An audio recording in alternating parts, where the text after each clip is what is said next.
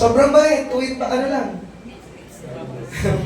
Wala nang ano, hi ni ho, kamusta? Kasi napagkakamalan natin yung pagiging tahimik sa pagiging mabait eh.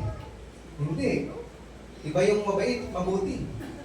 Ngayon, itong mga Israelita na bagong henerasyon, sila yung nagsabi kay Joshua, Joshua, ano mang sabihin mo, susunod kami. Kayo po ba rito sa Agape? Ano bang sabihin pa ng bishop? Susunod kayo? Ay ba, hindi. Para tayong Pilipinas eh. Hati-hati eh, parang politika eh. Eh kay ano ako? Kay ganito ako.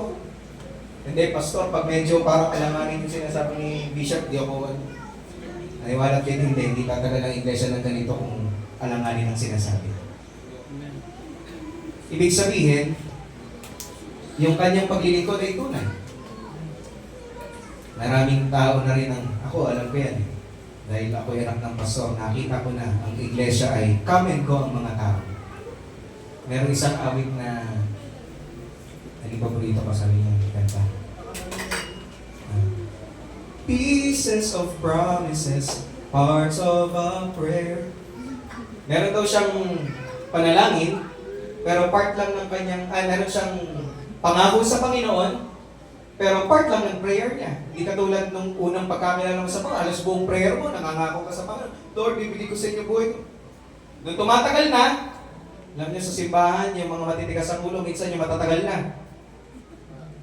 Wow, walang mga amen ha. Ibig sabihin, mababait po kayo. Alanganin din. Hindi tayo pwedeng nasa gitna. Hello, ano pa po ba kayo? Sabi ko nga sa inyo, hindi ito sermon na ano lang, may outline. Gusto ko kayong kausapin. Okay po ba yun? Sa mga magulang ko pong narito, kahit mas bata po ako, pagbigyan niyo muna ako. Dahil Pastor's Appreciation Day. Now, pieces of promises, parts of a prayer, no real commitment to stay or to care. No real commitment to stay or to care. Sino sa inyo nakakommit? Anong may? May siya, ano ba ito? Parang ang hirap maganda. Sino sa inyo nakakommit na magpapatuloy? Partly believing, part lang, partly believing. And partly in the part, medyo alanganin. Not quite in the kingdom, but not really out. Hindi naman ako pasok naman ako sa iglesia na yan, pero parang, tama lang, pasimpa-simpa lang. Sino sa inyo ganun dito? Na-invite kasi ako eh. Sino sa inyo na-invite kasi ako? Sa Biblia, mayroong pangyayaring ganun at naku, napakaganda nung nangyari sa Biblia na yun. Yung babaeng Samaritana, na sinabi ng Panginoon na hindi ka ng Panginoon ng tubig, hanggang to make the long story short, nalaman niya na yung kausap niya ay yung Mesyas, si Jesus. Tapos bigla siya napatakbo sa kanyang bayan. Kilala siya ron bilang maruming babae. Pero nung nakilala niya si Jesus, napatakbo siya na ibalita niya sa buong bayan niya. At nahakot niya yung buong bayan niyang yun papunta kay Jesus. Pagkatapos nun, hindi pa tapos yun. Meron pang magandang nangyari nun. Nung nahakot niya yung kanyang bayan papunta sa Panginoong Jesus, after many days, bigla nagsalita yung mga nahakot niya. Sabi niya, alam mo, hindi na kami naniniwala dahil sinabi mo, kundi kami mismo naranasan din namin. Yun ang magandang bunga. Kung bakit may mga pastor, kami lang naman ang dinadaluyan kasi ng mensahe ng Diyos para sa inyo. Yan ang kayo makapagsasabi talagang tunay ang Diyos.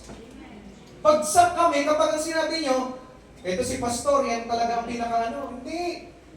Kaya kami naglilingkod, gusto namin maipakilala sa inyo si Kristo. Nagbabago siyang buhay. Hello? At yun ang tunay na kagalakan ng isang pastor. We know when you truly appreciate us. Alam namin mga pastor kapag na-appreciate nyo kami. Kaya kasabi ko kanina sa mga nasa likod kasama ko si Akin. Game. May nakita akong mga letter dyan sa dyan sa likod para sa pastor siguro yan. Sabi ko, medyo parang masaya pa. Pero mamaya pag na-sermonan na medyo na yan. Masakit ang katotohanan, tama po ba? Pero kinakailangan marinig ito para magkaroon ng kalayaan. Yung, tawag dito, yung bunga. Alam namin kapag nagbubunga ka talaga, alam namin kapag kami nagme-mensahe sa inyo, na galing sa Panginoon, alam namin pag talagang pinakinggan nyo. Minsan naghalimbawa ang Panginoon tungkol sa pag-asik ng kanyang salita, nakikita, nalalaman ng kanyang lingkod kung sino yung tunay sa hindi. Alam niyo ba yun ang nagpapalungkot sa amin? Hello, nandiyan pa po ba kayo? Madalas may amen, pero totoo, malayo na ang puso. Madalas ngumingiti sa pastor, pero totoo, may tampo na pala. Wala pong simbahan na nakita na walang miyembro nagtampo sa kanyang pastor. Palaging merong masasabi, palaging meron. Yung mga bago po na narito, hintayin nyo lang, magkakaroon din kayo. Kakaroon kayo, hindi nyo maintindihan, unless meron kayong relasyon sa kanya. Nung nagturo ako ng leadership, yan ang isa sa sinabi ko. Lalo na kapag problema ay pera. Lalo na pag ang problema ay kapangyarihan o title sa loob ng simbahan.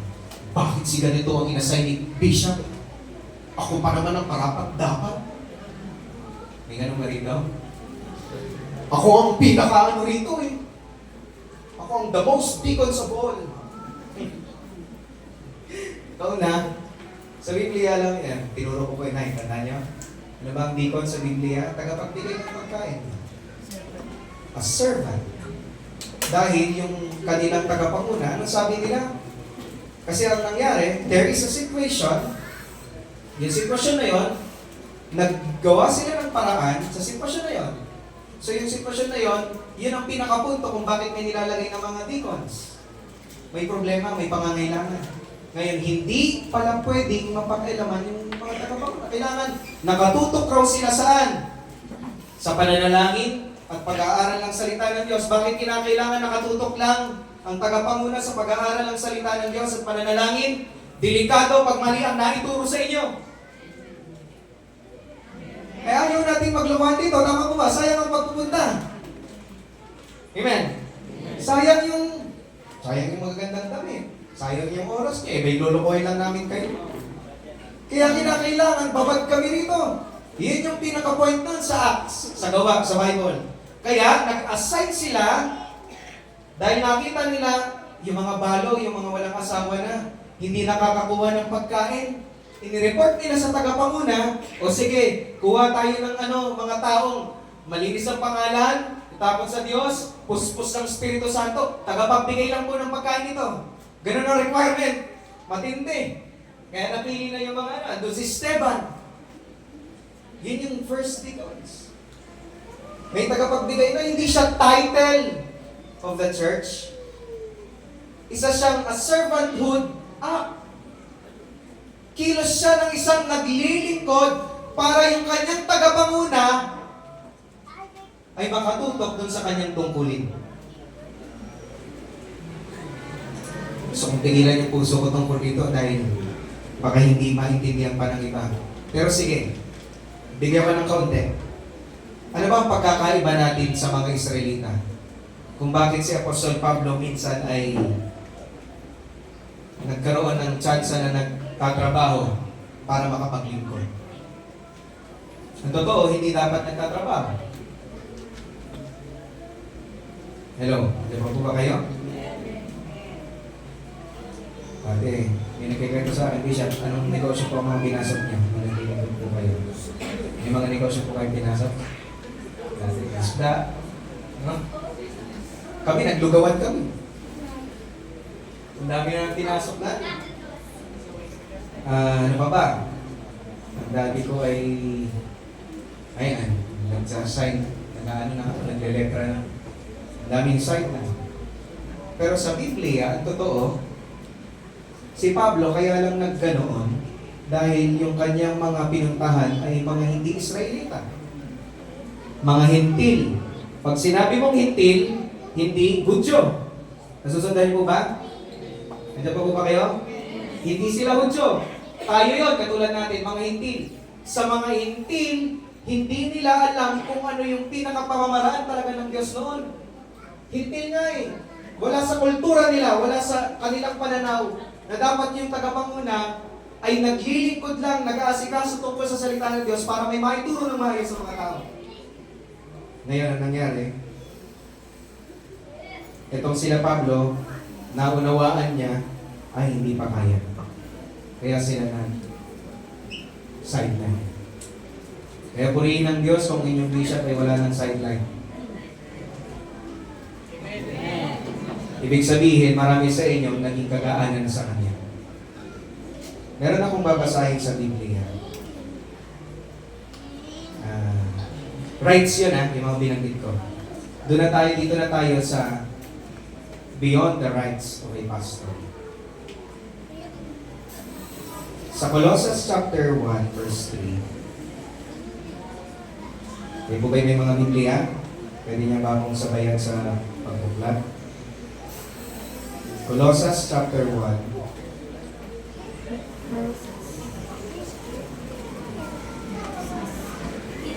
Verse 3.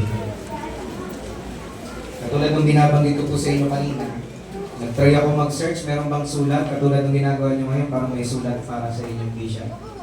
Wala akong makita eh. Pero ito, isa sa mga ebidensya. How can you know if your pastor, o yung pastor nyo, o yung bishop nyo, tagapangunan nyo, alam niya na-appreciate. Na-appreciate nyo siya. Merong mga halimbawa. Sa verse 3, sabi sa Colossus, si Pablo po ito, ang Colossus ay isang lugar kung saan may mga Kristiyano, katulad po nito, anong lugar? Bagong Silang, o mga taga-Bagong Silang, parang ganon. Sulat ni Bishop para sa mga taga-Bagong Silang. Ito naman, sulat ni Pablo para sa mga taga-Colossus. Sabi niya, lagi kaming nagpapasalamat sa Diyos na Ama na ating Panginoong Jesucristo tuwing nananalangin kami para sa inyo. Sabi niya, sapagkat nabalitaan namin ang pananampalataya nyo bilang mga anak kay Kristo Jesus at ang pag-ibig nyo sa lahat ng mga pinabanal ng Diyos. Now, this is very interesting. Bakit? Yung mga taga-Colossus, hindi pa nila nakikita si Apostol Pablo. May ibang nagsimula nung gawain doon at si Pablo yung kumbaga bishop, yung namumuno sa mga nagpapastor na iba. At sumulat siya sa mga taga-Colossus. Now, tignan niyo itong binanggit dito.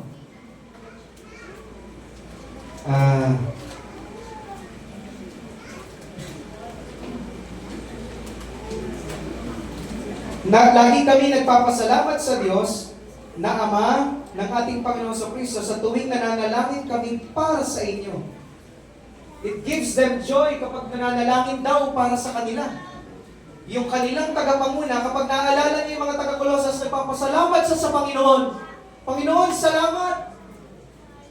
Hindi ko alam ang bishop kung naipapanalangin kung sino man sa inyo kung nagpapasalamat siya lang. Dahil pastor din ako. May mga pagkakataon na parang pag naalala mo si ganito. Sino sa inyo may karanasan na gano'n? May mga pinagpe-pray kayo na natutuwa kayo. Lord, salamat Panginoon sa buhay. May mga pinagpe-pray kayo. Lord, tulungan niyo. Panginoon, pag-uwi niyo kanyang puso. Nagbibigay bigat sa damdamin ng nananalangin. Dito, bakit daw nagpapasalamat si Apostol Pablo? Yung verse 4. Sapagkat nabalitaan namin ang pananampalataya niyo bilang mga anak kay Kristo Jesus. Wow. Hello, hindi pa po ba kayo? Ito matindi.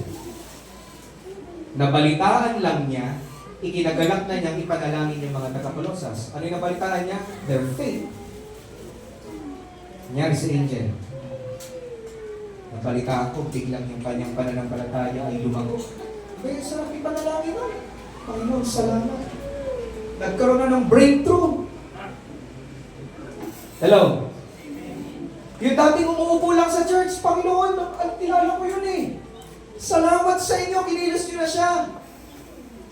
Panginoon, si ganito, dati na-invite lang yun eh. Nasama lang eh, napilit pa nga eh. Ngayon, Panginoon, naglilingkod na. That's a sign.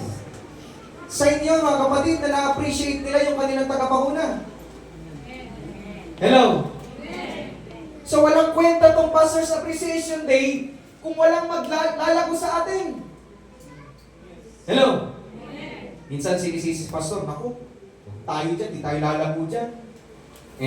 Wrong na naman. Sa Biblia, may nag-aasik at yung tinatamaan ng binhi na yon ay tungkol sa pagpapasya ng taong tumatanggap. Pag pinili mo ang puso mo ay maging daanan, humanda kang nakawin ni Satanas, yung salita ng Diyos sa iyo.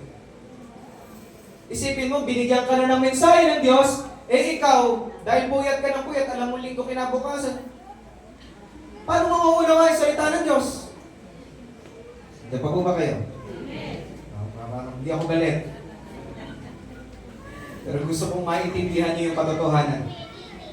Yung isa naman, naasi ka ng salita ng Diyos, sabay tuwan-tuwa, tinanggap niya yung salita ng Diyos. Sino sa inyo yung unang-unang kilala niya sa Panginoon, tuwan-tuwa kayo? Nakaka-bless si pastor. Naku, nung pagkatapos ng mga mensahe nakaka-bless at tungkol na sa pagtutuwid, tungkol na sa ganito, ganyan na itsura, tingnan niyo yung katabi niya. Ganyan. Hindi na maitinta. Pero pag blessing, kaya nung dumating yung paghihirap, dumating yung tukso, nasakal, parang when God doesn't make sense, parang iba yata yung binanggit ni Pastor nung nakaraan. Pag sabi ni Pastor, ano ganito, my God shall supply all my needs. Pag sabi ni Pastor, pag inuna raw yung kaharian, nakaraan, nakita ko ang t-shirt, nagsasalita siya tungkol doon. Seek ye first the kingdom of God and all these things, pangangailangan, shall be added unto you. Ngayon, ang ginawa mo, hindi ka late sa church. Ngayon, yung may pasok ka sana sa trabaho o sa school, hindi mo pinasok para sa gawain, sumama ka, talaga naging masigasig ka. Tapos simula na nawalan ka ng pera. Ba't ganun? Ngayon, tingin mo na kayo sa pastor mo. Ito, kaya to?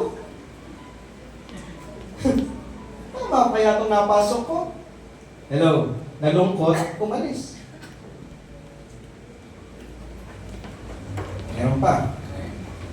Ako, madalas ako nakaranas na, sino sa inyo may lumapit sa inyo tagapanguna? Pastor, may napanigilipan ako eh. Talagang ano eh.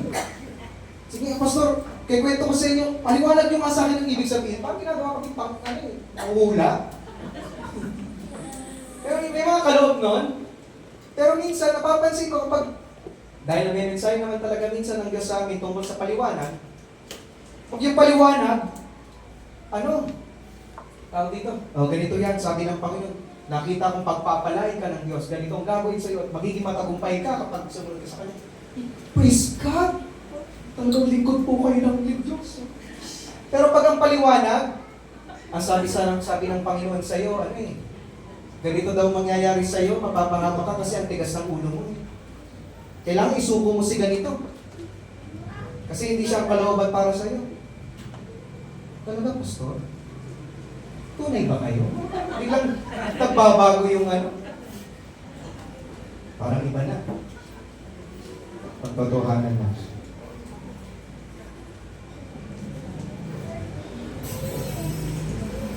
Kaya si Pablo, sabi nga dito, sapagkat nabalitaan namin ang pananampalataya niyo bilang mga anak kay Kristo Jesus at ang pag-ibig niyo sa lahat ng mga pinabanal ng Diyos. Hindi lang pananampalataya, nabalitaan ni Apostol Pablo yung kanilang pag-ibig sa mga ibang mananampalataya. They have concern. Mahal niyo ba inyong katabi? Pakinggan niyo po itong sasabihin ko. Alam niyo bang kagalakan sa aming mga pastor pag nakikita namin kayo nagmamahalan? Masakit sa amin pandinig pag nakakarinig kami ng pagsisiraan sa loob ng iglesia.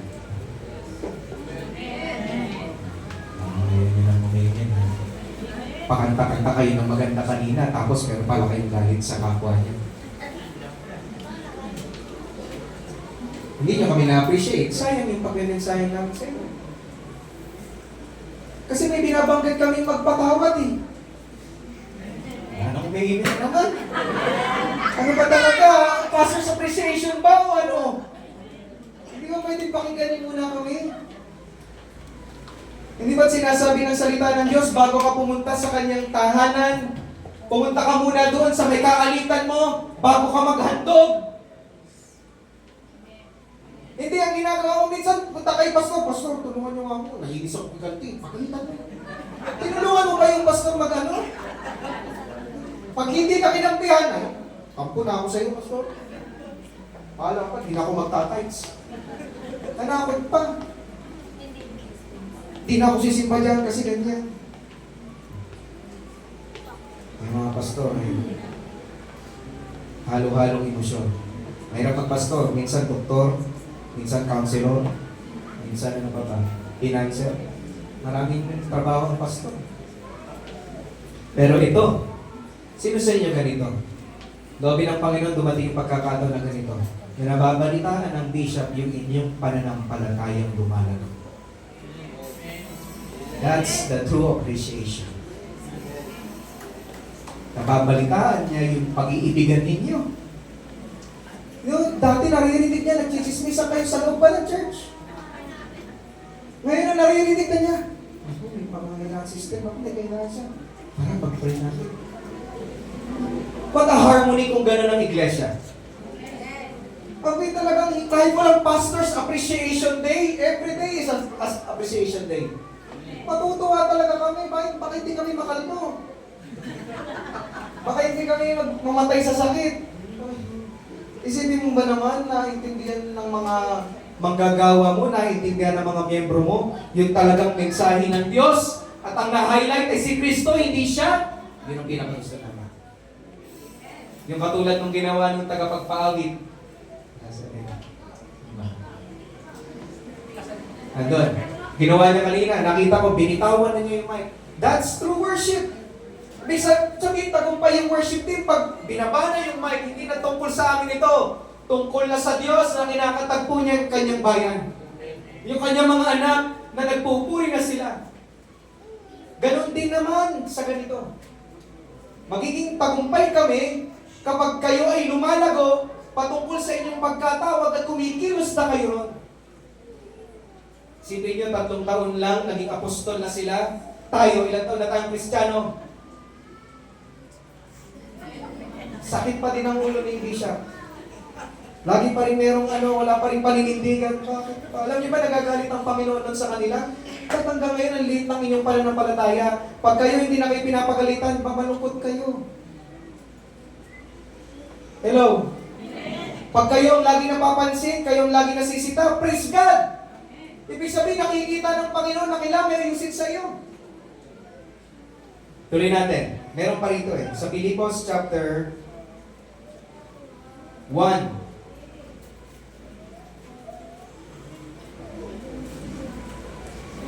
Sulat ulit ni Pablo ito.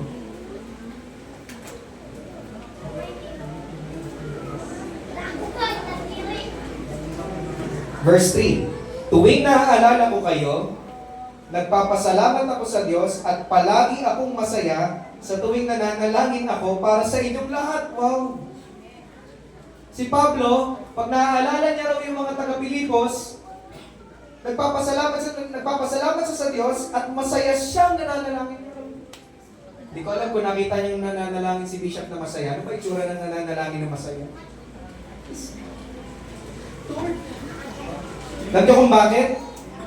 Ang Pilipos ang background nito is a persecuted church. A poor church.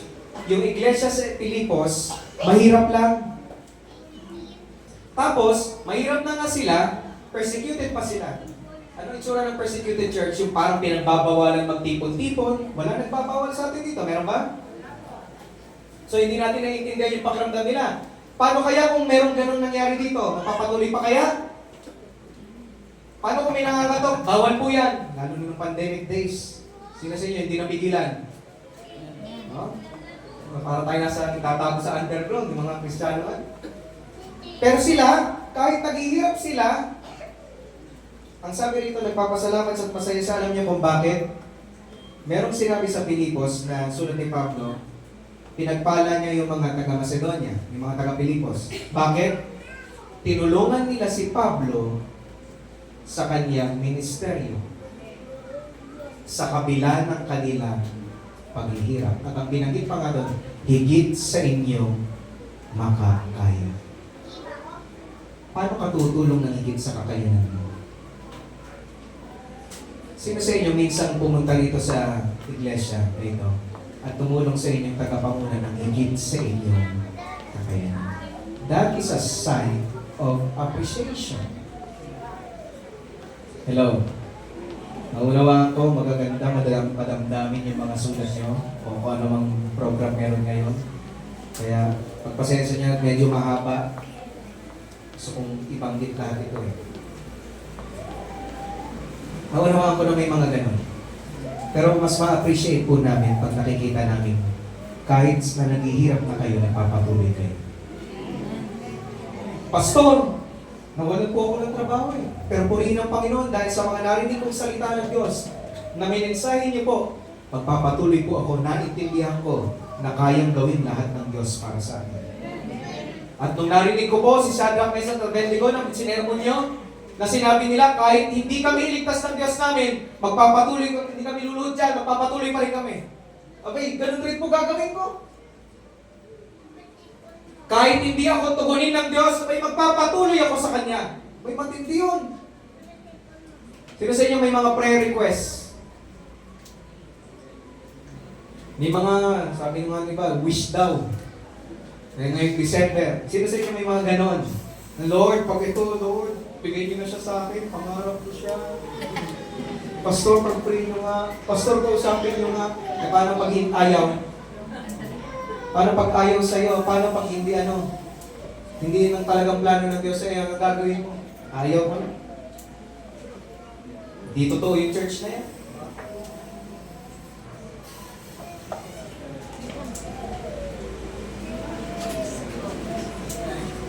May live kayo, di ba yan? Maraming nanonood, di bang members?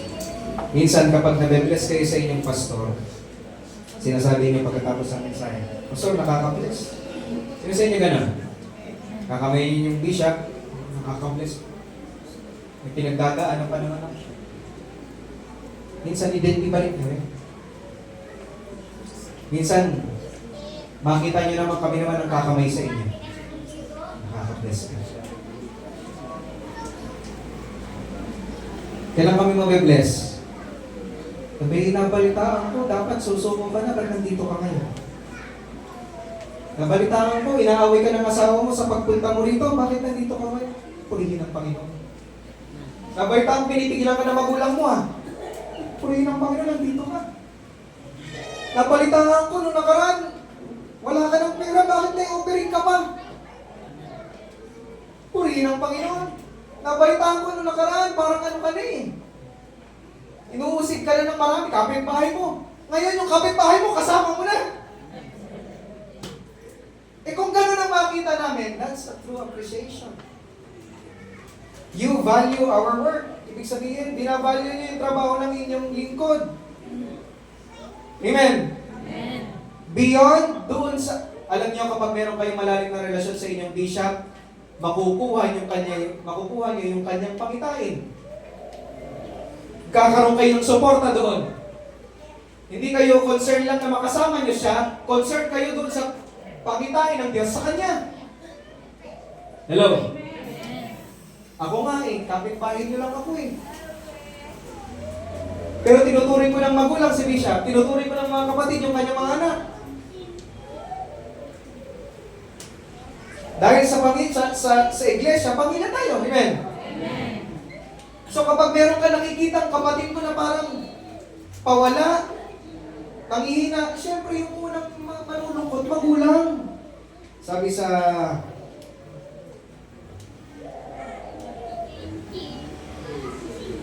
Hebrew chapter 13, verse 17, kayo nga po magbasa.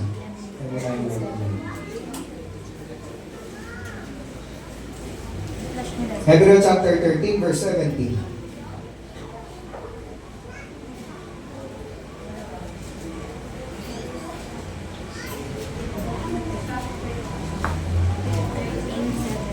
Hindi po ba nakita na? Hebrew chapter 13, verse 17.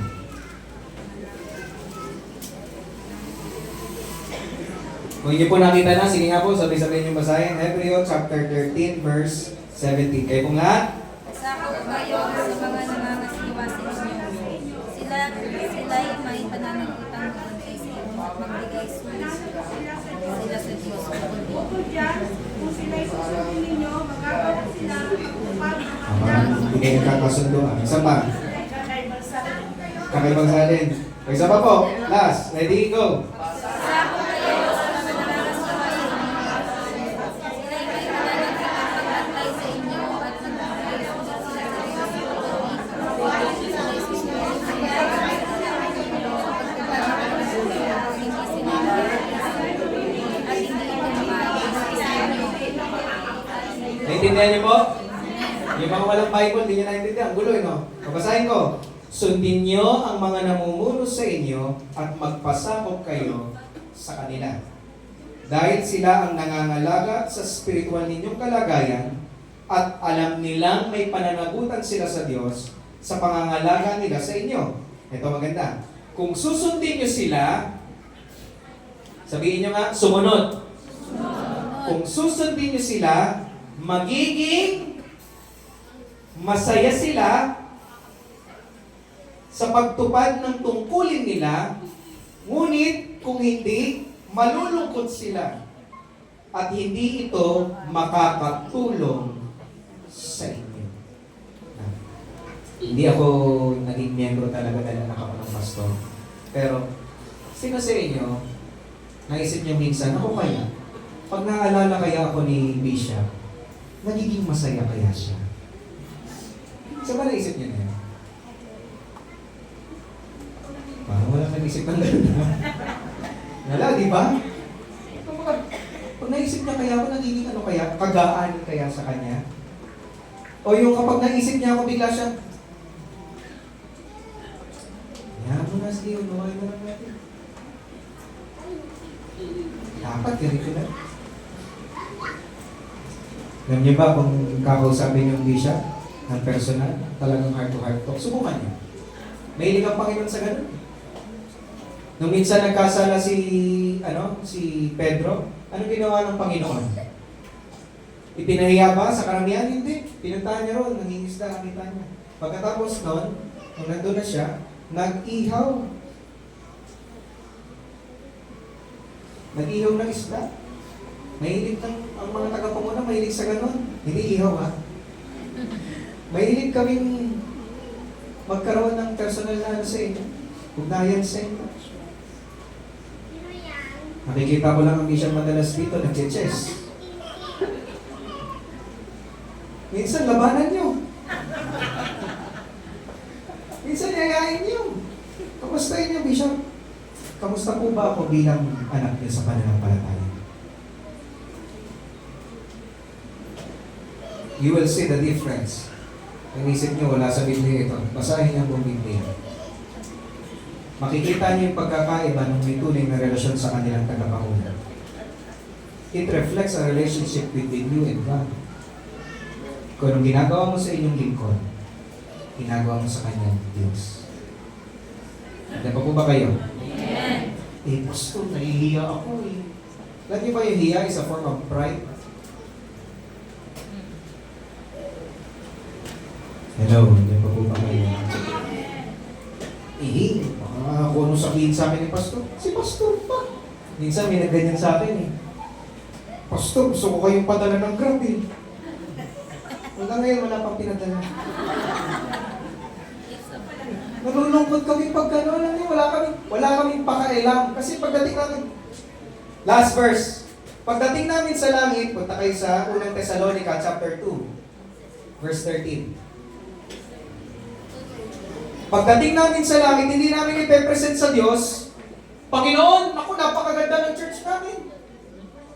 May speaker kaming, malaki. Hindi yun ang ipepresent namin, kayo. Pagdating ng Panginoon, kayo datatnan. Matutuwa kaya? Kayo makapagsasabi niyan eh. Pagharap mo sa Panginoon, ikatutuwa kaya ng Diyos ngayon yung tindig mo sa Kanya? Ikakagala kaya ng Kanyang puso? Baka yung iba sa inyo, tinatawag na ng Panginoon na magpastor. Ang dami pang pasikot-sikot na ginagawa. Baka ang bishop nagbabanggit na sa'yo, ikaw na susunod sa yapak ko. Tinatawag ka na ng Panginoon. Huwag niyo lang tingnan si Mark.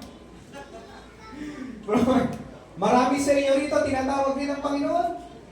At alam niyo yun. Pero pag leaders na, bakit kakaunti lang? Sila nanay lang nakikita ko rito. Nagtitismisan lang kami. Lobi ng Panginoon, dumating yung pagkakataon ng discipleship ay ganito na karami. Alam niyo ba, madami noon, nung panahon ng Panginoon na ganito sa simula. At talinhaga pa, kinikwento niya. Kasi after noon, may mga himala o may mga pagkain. Pero after niya magturo, pumupunta na siya sa kanyang mga disipulo. Yun yung mga tunay. Tumakbo man sila, pero hindi sila nagsabing, ipako yan sa krus. Naku, pag wala kayong relasyon sa inyong bishop, baka dumating yung pagkakataon, ipako sa krus yan. Baka ganun na rin yan. Baka dumating pagkakataon, nag-o-offering ka nga, ang nasa isip mo, ang bag ko yan eh. Pag may nakita ka mali sa bishop mo, naku, ano ko, dami ko pa naman tinulong dyan eh. Kumasa kang relasyon mo. Meron sa Biblia, bago ko basahin itong sa Thessalonica, si Noah, ang ganda ng ginawa ng Diyos sa kanya, nasunod niya yung kanyang tungkulin. After ni Noah, kaya ang target natin, maging pamilya eh. Maging ama niyo talaga siya sa pananampalataya eh. Kasi pag ama niyo na siya sa pananampalataya, tao rin po kami. May kahinaan kami. Hello? Huwag niyo kaming iiwan kapag may nakita kayong kahinaan. Huwag niyong ipagkakalat pag may nakita kayong kahinaan sa amin. Katulad nung kanyang anak, nakita nung anak ni Noah pagkatapos bumaba ng tubig. Ito si Noah, ewan ko kung ano nangyari, napainom. Naglasing. Sa kalasingan, nagubad. Nakita ng anak niya. Itong anak niya, pinuntahan ng kanya, Kuya, hubad si tatay. Minsan nakakalungkot, parang katuwaan sa iba, yung mabalita, yung butas ng kanilang tagapangunan. Para meron na tayong makakaiwas na tayo. Ngayon, itong anak na panganay, hindi may pumunta. Muha ng balabal. Alam niyo ginawa niya? Tandaan niyo po ito. Huwag na huwag niyong kakalimutan sa iglesia na ito. Muha ng balabal. Patalikod naglakad.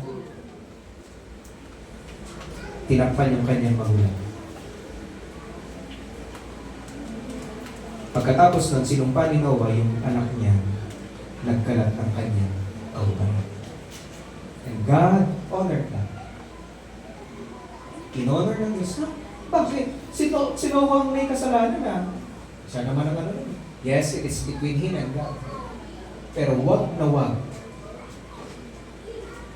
Ibig sabihin, hindi malalim ang relasyon ng batang yun sa kanya magulang. Pero yung panganay, wow, what a move. Narinig mong parang nagtitipon-tipon na yung kasiraan ng tagapangunan. Ikaw, pupunta ka lang. Ayan, pag-pray natin. Tulungan natin. Yung mga nakakausap ko dito, lagi ko sinasabi sa kanila, pag alam mong nasa tama ka, huwag mong iwanan yung nasa mali. Kasi kami mga pastor, yan ang ginagawa po namin para sa inyo. Kung usapang kahinaan ba, nag-iisa lang po kami. Pero lahat kayo, inaalam namin yung inyong kahinaan at tinutulog namin kayo sa Panginoon. Tinilulugod namin kayo. Alam niyo ba, pinagpupuyat kami kayo tulog na tulog. Pinag-aayuno namin kayo. Kayo ang sarap ng kain sa McDo. Para lang dumating yung pagkakataon na mamulat kayo sa katotohanan at malakaran yung pagkatawag niyo sa Panginoon. Punta na po tayo dito sa last verse. Unang Thessalonica, chapter 2, verse 13. Lagi rin kami nagpapasalamat sa Diyos dahil nang tanggapin niyo ang pangangaral namin. Tinanggap niyo ito hindi bilang salita ng tao, kundi bilang salita ng Diyos na kumikilos sa buhay ninyong mga sumasampalataya. Kagaanan at kagalakan sa amin na naiintindihan niyo na yung mensahe na binibigay sa amin ay galing sa Diyos. Pwede niya namang suriin. Pero kagalakan sa amin na nakita namin na yung nag-amen, talagang nag-amen. sumang-ayon talaga. Yung paglabas dito, alam mo, nagbago yung buhay. Talaga naman. Alam mo, malalaman mo pag concern eh. Malalaman mo pag nakinig eh. Babalik. Hello? Pag medyo parang nagkakaroon na ng spark sa utak, babalik yan. Parang yung mga alagad, sabi ng mga alagad sa Panginoon, Guru, paano kayo manalangin? Nagiging estudyante sila. Malalaman mo pag lumalago ka na sa Panginoon. Pag bigla kang concern, Bishop, paano kayo nakikipag-ugnayan sa Panginoon? Bishop, paano kayo nakakapanatili sa paglilingkod? Maniwala kayo, tuturuan kayo niya kahit walang bagay. Tuturuan kayo. Kagalakan po namin yan. Dahil sige, ito nangangakit bahay pa yan. Minsan tulog pa ako, nangangatong minsan. Magkakape kami niya, nagpapaturo kasi siya ng piano eh. Pero hindi nakapag-aaral ng piano sa haba ng kwentuhan namin. Tama ba? May natututunan. Lumalago. Then nagbubunga ng tama. Tanong tayo sa sa verse 17. Mga kapatid, nananabik na kaming makita kayo muli. Kahit sandali pa lang kami nawali sa inyo. Wow. Tingnan niyo puso ni Pablo. Dumating ang pagkakataon ng bishop maging busy rin naman sa ibang church na. Dahil dumadami na.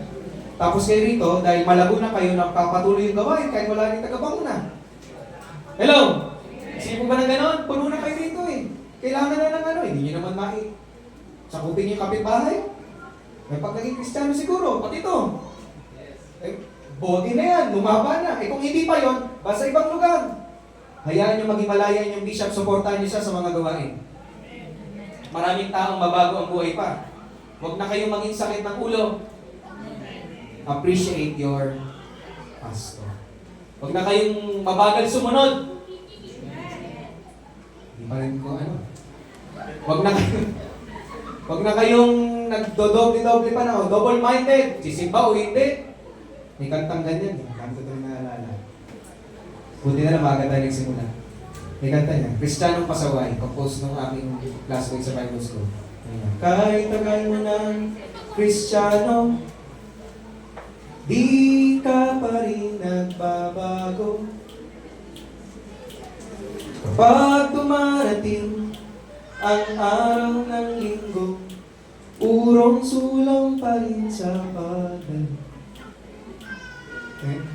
Pag oras na ng pagbibigay, okay, ika'y pumupunta doon sa sila. Ikaw kung dapat sa Diyos ay ibigay, kinukupit, ninanakaw, ay kinukupit, inuutang, ninanakaw. Kasi yung chorus niya, pasaway, Kristiyanong pasaway, ayusin mo ang iyong buhay.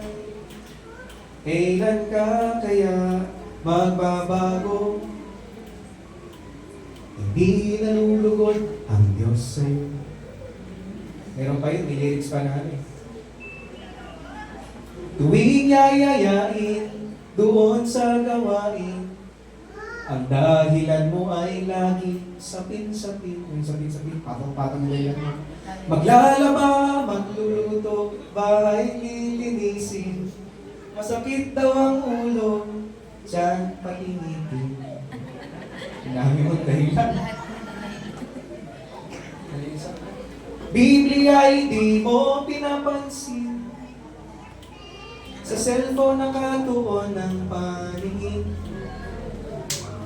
Ayan sila. Hindi ko na maalala. Pero sino sa inyo Kristiyanong pasaway? Tingnan nyo ngayon yung katabi. Ito yung final verse. Tanong mo nga, pasaway ka ba? Alam niyo, ang sarap balikan ng mga Kristiyanong hindi pasaway. Sarap puntahan niya. Minsan kaya pa yung dumadalaw eh. Sabi niya, nananabik na kaming makita kayong muli. Kahit sandali pa lang kaming nawalay sa inyo. Nawalay nga kami sa katawan, pero hindi sa isipan. Wow! Gusto namin bumalik dyan ang lambing ni Pablo bilang tagapanguna eh. Naalala ko. Kaya alam niyo dahilan kung bakit gusto niyang bumalik. Tapos, nung nawalay daw siya, hindi mawala, iniisip-isip niya yung mga Kristiyano na yon. Kasi ganito, sabi niya, gusto namin bumalik dyan sa inyo, lalong-lalo na ako si Pablo. Maraming beses namin binalak na dalawin kayo, pero hinadlangan kami ni Satanas. Verse 19, gusto namin bumalik dahil walang ibang nagbibigay sa amin ng pag-asa at kagalakan kundi kayo. Sabi niya, nasa Biblia pala yan, di siya. Sabi ni Pablo, sa kanya mga napangungunahan, nung nawalay siya, gusto mo nang bumalik kasi walang ibang nagbibigay ng kagalakan. Ano raw? Kagalakan? Walang ibang nagbibigay ng pag-asa at kagalakan sa amin kundi kayo. So ibig sabihin, pag nababanggit kayo, sabi siya bigla, praise God, maglilingkod ko na ulit, makikita ko na ulit sila. Hello? Naging ganun yung kanyang puso. Bakit? Yung response ng congregation ay tunay. Naging totoo sila sa kanilang pananampalataya. Naging mapag-ibig sila sa kapwa nila. Nagbubunga sa kanila yung kanilang inaaral sa salita ng Diyos. At yun ang pinakapatunay na na-appreciate nila yung tagapangunan nila. Hindi lang ngayong araw. The very last, yung dinanggit ni Pablo, sabi niya rito, hindi ba't kayo rin ang maipagmamalaki namin sa harap ng Panginoong Jesucristo sa pagbabalik niya? Tunay nga na kayo ang karangalan at kagalakan. Hindi iglesia, kayo po. Pag nakita namin kayong lumalago sa Panginoon, kahit sabihin na natin magkakalayo tayo, pero pag nababalitaan namin, praise God, sister, ay nasa ibang bansa na, tapos nagtayo ng church. Eh, ang plano lang nun, magtrabaho. Ngayon, ano na? Naglilingkod na. Hello? Yan na po. Yan ang mensahe. Nais kong umawit ulit tayo sa Panginoon. So kung magtapos sa pinaka-dahilan, yung puso kasi ng Diyos ay mahal tayo. Kaya nagbigay siya ng mga tagapangunan. Sino bang parangalan ng Diyos? Amen. Meron siyang damdamin sa atin na nagmamalasakit. Minsan sinabi niya yung kanyang yung mga tao raw ay parang mga tupang naliligaw. Kinakailangan na may magpapastol sa kanila. At isa na tayo ngayon doon sa mga tupa na yun. Kaya po rin ang Panginoon, umitin natin yung inawin natin kanina. Ay natin tumayo. Pasalamatan po natin ang Diyos.